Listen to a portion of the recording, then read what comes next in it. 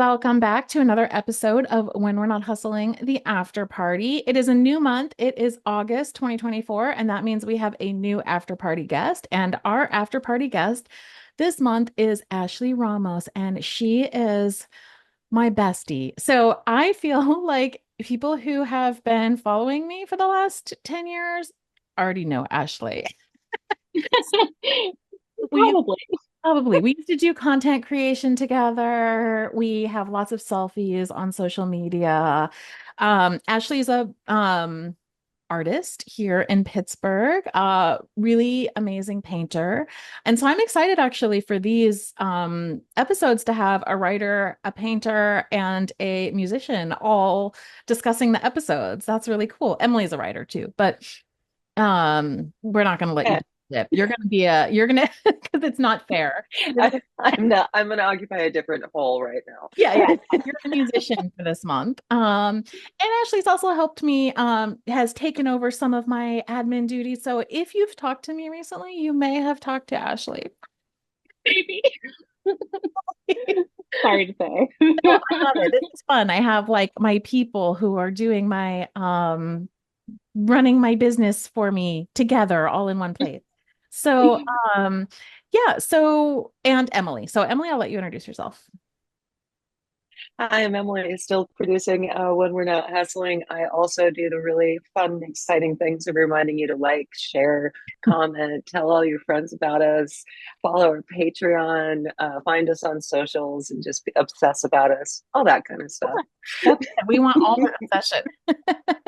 Yeah, so the first episode we're going to talk about is the one with Jelena Vermilion, who is a trans sex worker and advocate up in Hamilton, Canada. And this episode blew my mind. Me too. Yeah. Me too. Yeah. I would really read like anything about her life. It's just fascinating. She's like Yeah. such a freedom fighter and also and an advocate, but on top of that, like brilliant and Yeah. is this like walking encyclopedia of sex worker rights movement stuff, but also art and it's unbelievable. No, it Yeah, is I hard not to really fangirl for. same. Oh, no, go ahead, Ashley. Go ahead. No, I same. I was like, what next? Every new like topic. I was like, wow, this really reads like a movie, like a Mhm. really exciting movie of someone's life because she just went through so much, but also succeeded at so many things so many other people don't really get to succeed because of the systems that we have in place. So it was like fascinating. I mean, just imagine how hard she had to like fight to be get a Woman of the Year award. Like it's amazing. Or Yeah. no, well, I can't exactly remember what the name of the Yeah. title is, but it's seemed like a really big thing. And yeah, I mean, for those of you who haven't listened yet, I suggest that you go back and listen because there is no way that we're going to be able to capture like all of the things that she was talking about. But she is a sex worker. She's currently in nursing school. She worked with my partner, and this is how I got to know her. She was working with my partner, who's an academic, on archiving the Spread magazine. And that sounds like not a big deal, but like it was very hard between the two of them and the sex chaplain who works at the swap hotlines. They found every single issue, which has been out of print for a long time, and scanned it, made it accessible, put together this archive of this sex worker run magazine, so that people could see what was going on in this like snapshot of time. And that was a huge undertaking. Yeah. Yes. No, I mean I've done some very small archival work for tiny companies that I worked for, and just getting a PDF, a clean PDF of a thing that is regular size Yeah. is way more trouble than people think it is. Like, I'm sure it's only gotten easier, but she was not. She was not. It wasn't just, oh, she found some magazines and like threw them up on the internet. Like, This is No. hours and hours and hours of work, hundreds at least, maybe thousands. I Well, don't know. yeah, Like, we talked about ah, the show, but like as from our side, not me, because I had nothing to do with this project. I want to, give credit where credit is due. I didn't do this, but I witnessed it. PJ actually had, as part of this, their class pick different parts of all of these magazines and make like an annotated um bibliography or something of table of contents of right. all of the content that's in there. So it also Yeah. took the two of them, the sex chaplain, and an entire college class to an entire semester to categorize and catalog and archive all of this sex work That content. is just nuts. And then she talked about like taking apart meticulously like all of the magazines so that they can be scanned like cleanly. That's just so much. Like I don't know if I would have the patience for that. So it's definitely very important work and like not many people think about all the things that have been lost because somebody didn't want to take the time to do something like that, Right. you know? Right. Yeah, so I am not a detail-oriented person. I could not do that. I don't have the kind of patience for that. I think that's like a very special sort of personality that can sit and like make things perfect like that. Yeah, Yeah, I can't do that. absolutely. Yeah. So I'm really impressed by that. But also like that's just like the things that she did. I mean, the things that she like went through too. I was so impressed. There was a moment in the interview when I was talking about like deciding that I wasn't going to continue to like beat my head against the same wall because I didn't want to be pushed out, and she was like, she's just decided that that's what she's doing. And I had so much respect for that. Like that Mhm. wasn't the decision that I made, but I was like, somebody has, that's how things change. Right, Yeah, that's true. That's Hmm. how things change. And I had a ton of respect for her when she was like, I've just decided that like I'm gonna fight, and I think that that's really remarkable. yeah, Yeah, that's it's really inspiring. Just like from an speaking about like her activism, because you know that like I have like I wouldn't say I don't know if I am an activist, but I would say I have been in activism circles for a long time, and it does take a lot of courage to like escalate or stand up for people in the way that like you put yourself directly in harm's way. And I know that that's a big topic of conversation. Like, you know that when you step up to like a police officer in a way to like defend someone else, like you're directly putting yourself in danger, and that is takes so much courage. Mhm. So I just thought of like all the different times in my life where some kind of situation like that rolled around where you had to kind of like defend people, whether it be against the cops or like agitators or something like that. mhm. And how much like willpower that really takes. Because as a human being, we like we have like a self-preservation mechanism that we have to kind of like trip. Like, Override. Yeah, yeah, yeah, yeah. And it's really hard. Like you can be the bravest person ever, but when it comes to I think it's sometimes for a lot of people, especially a lot of activists, it's so much easier to do it if you are trying to protect someone else. Like if you just have that like sense of justice type of like Right. mindset, I don't know. Yeah. absolutely. I think it's something that, takes it, if you're not just going on instinct, it takes intense regular training to overcome the fight or flight instinct. People who've had combat training or activism training, Yeah. have had similar experiences where, are, take our military, for instance. They do not show up on the front lines unaware of what will happen in an emergency. They've already had that tested and they've tried that, and Right. similar things can happen. I think without that, the easiest instinct to rely upon is protection. I think especially as a person with estrogen, I find that hormone tends to Yeah. really kick into my like when when someone that I perceive I could Huh. protect is being harmed. I Yeah. do notice that, and I think that that's, but man, even with training, even knowing what you're going to do, even getting ready, it's like you are you are literally making the choice to potentially die or be permanently harmed by taking that Yeah. step forward instead of back. And yeah, I it's impossible not to fangirl for people who do that for me. I I'm know. just like And taking like scrutiny from taking scrutiny from like the media too. She talked about like being on the news and like that opened up yeah, a whole can of worms. Like I know people who have been, on the news for certain things when it comes to activism, and it really does put like a huge target on your back, and it can really, really affect like your mental health. And yeah, you have to be like a really strong person to be able to survive that. absolutely. I know someone who during, the 2020 protests was a huge activist, and somehow President Biden decided to use their image in their campaign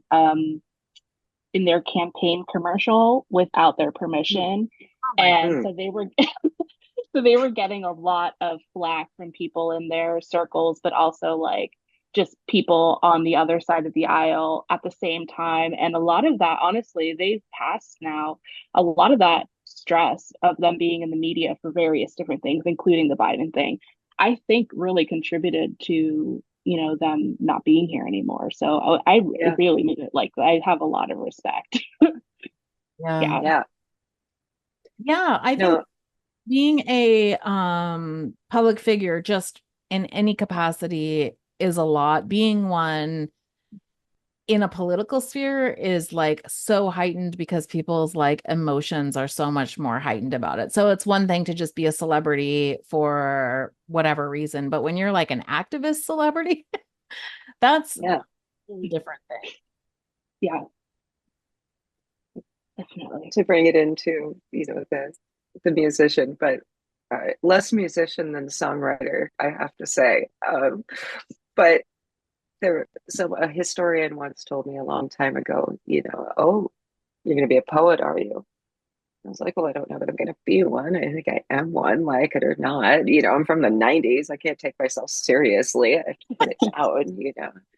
And he's like, well, you should be careful. They kill the poets first. And it's like, what? He's like, well, in any given revolution, they come for the people who have the hearts and minds first. Yeah. Mhm. And yes, sometimes that's poets. Sometimes we're lucky enough that that's poets. Helena is definitely one of those people. Yeah. She Yeah. carries the hearts and minds of people. I Googled it while we were singing. It's the YWCA of Hamilton voted her as a woman of distinction. And I Oh, love that wording. Like, yeah, yes, this woman is definitely. distinctly Yeah. special and very much has captured both my heart and mind. Like, just in a, Absolutely. I love that you talk about like the heart and the mind because in the conversation, one of the things that really touched me was like the way that all of the decisions that she makes are really grounded in a love for her people. And like Mhm. a yes. very felt like that felt palpable to me. Like Yeah. the drive as a drive of like love. Yeah. She spoke a lot about like the ancestors, like, like Yes. standing on the shoulders of the people that came before her. And in a time where I think, especially like in the queer community, a lot of kids are growing up like with not enough of like education of how they're Yes. able to live their life. And it's it sucks, and it's really she is great because she like really shouts out the people that came before her and why she's able to accomplish so many things. She totally and fully recognizes that it's not just her, it is the strength of like so many people, that she Yes. is kind of channeling, I think, which is awesome. Yeah. Well, she brings to light too something that I had to live through, that I got to live through, is really the perspective that she brought to it, which was just the outright massacre of gay people via AIDS by our government. And so and I think I see this in queer youth where they're like, oh no, where's all the old gays? Well, funny you should ask. A lot of them are dead. Yeah. Like, and the ones who survived are The two 80s and types. One type is activist, and the other type is I'm never going to say anything again. Shh. Yeah. There was such targeting of this entire generation, and it just kind of, there's and the band played on Randy something. There's been some writing about it. There's been some discussion of it, but I'm Mhm. shocked at how many people younger than me are unaware of how Yeah. much of the generation before them was just eradicated, just Yeah. openly eradicated. right. And that's a story that, you know, um, Yeah. that that Yeah. Helena reminded me. I was like, oh You know, yeah, yeah. we And have at to. least in Yeah. Emily in my lifetime. But it was still happening when you were born, Ashley. Mhm. Yes. Yeah. Yeah. Yeah. Definitely. And Just by the I'm time. sorry. Yeah. And the after effects, Yeah. your whole life, Right. your whole life of like your generation of queers right before you were traumatized as hell and didn't Yeah. exist for a huge part. And that, so like, where were your mentors? Like, where were those Yeah. people who, before that, there was always a kindly old gay who would show up and be like, "Hey, kid, your family may have abandoned you, but come on, we got people. Don't worry, don't worry." A lot of the just died along with the people and the trauma that came along with that, and Mhm. that is really really valid. Kind of a side story, but not really because Helena was there for that too, and she reminded me Yeah. deeply of like I am here and there are people who are not, and I didn't make that choice, but it's clearly my job to keep that work going, like because Yeah. I'm here. Yeah. And I think that a lot of people who saw that happen um, are louder than they would have been. Mhm. I Yeah. am, because I know that there's not five people on either side of me, Yeah. you know, and I'm like, well, what Yeah. if one little gay needs me? Like, I gotta speak up for the Yeah. 10 people that aren't here who would have, Yeah. Yeah. That's so true. Yeah, elders, just like I love any talk about like ancestors or the elders or I grew up it's so funny like my I never thought about um the history of like the queer world because I kind of just grew up my mother like made dresses for drag queens and like Nice. like we grew up like in Brooklyn and Queens and New York, and there's just like drag queens and queer culture everywhere in the early 90s. And like I forget that, sometimes like kids like don't know like why they can just hang out and like do like a makeup tutorial, whether they're queer or not. They're like totally straight people, like Yeah. straight like cis man, like well, you know what I mean, like totally like doing like full beats. Yeah. Like Yeah.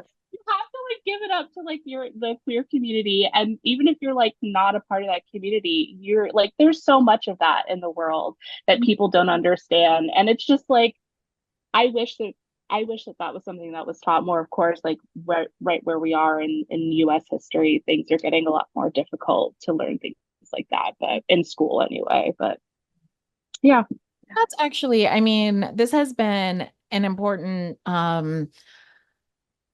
this has been a driving factor for me in why like PJ and I originally created Peep Show and why I'm still doing this and have this show is I feel like telling stories is important. And in terms of archiving, like I don't do the kind of archiving that Helena does, but I do feel like podcasting is also archiving like the story, Yeah. like the Oral history. oral history. And it seems these sorts of conversations and keeping them like on the record seems very important to me. And, even if only 10 people listen to this show, thankfully more than 10 people listen to the show, but not that many. Thank you. Even if only 10 people listened to it, but somebody was like, oh, they're telling the story of the AIDS crisis in the United States. Like, haven't thought about that in a long time or whatever. It seems important to me to keep those It things. Yeah. is. It's increasingly important because AI and like the manipulation that people are doing, like I can go on TikTok and see like 5 videos in a day that the information is completely false and they're just doing it for like clicks. But like there's somebody out there taking these things seriously. Like we need like real human beings, like the oral history, like is so important and it's more and more important every day. So yeah, Yeah. yeah. Yeah. Yeah. That's probably like a good note to end this one. Kind of in like to me, I feel like what I got out of the episode is a feeling of like gratitude, not only for her, but for all of the people like her, specifically for her, but also for all of the people like her who are like, we need to preserve. Like, it's interesting because her life fits in both of these. We need to both preserve and protect our community, our people, our history, our Yeah. and that sort of multi-pronged sort of we want to keep what we've done and then also like push it into the future and hold our ground seems so powerful to me. So I have a lot of gratitude for that. Yeah. Yeah. I'd add persevere to that. Yeah. We protect it, we preserve it, Yeah. and we persevere. We keep going. We keep doing it anyway. Right. Yeah. Yeah. Agreed. Yeah. Okay, so that please go and listen to that episode. Ashley, where can people find you and your work? Well, they can find me on Instagram. And lately, I haven't been posting a lot of paintings, but I am really working as much as I can to raise funds for a family in Gaza. So my Instagram is Ashley underscore Luz, Luz. And is there Ramos at the end of that? I don't remember. But I'm sure it'll be in the description. Yeah. And you can find me on Twitter at sapiotextual and on Instagram at curvaceous_sage. And I will let Emily talk about where she is and where the podcast is. I'm pretty much everywhere at Emma Lee Sings, EMMALEESINGS, because I do. And more importantly, you can find us at the Not Hustling Pod on all socials. And you can find us on Patreon, which is new, exciting, and getting so much of our love at patreon.com/ sapiotextual. Please check us out. You have an opportunity to hear everything a week early. Ooh, for as little as $5 a month. Like, support, and love sex workers because they're amazing. Duh. Oh. That was a great outro. Thank you so much.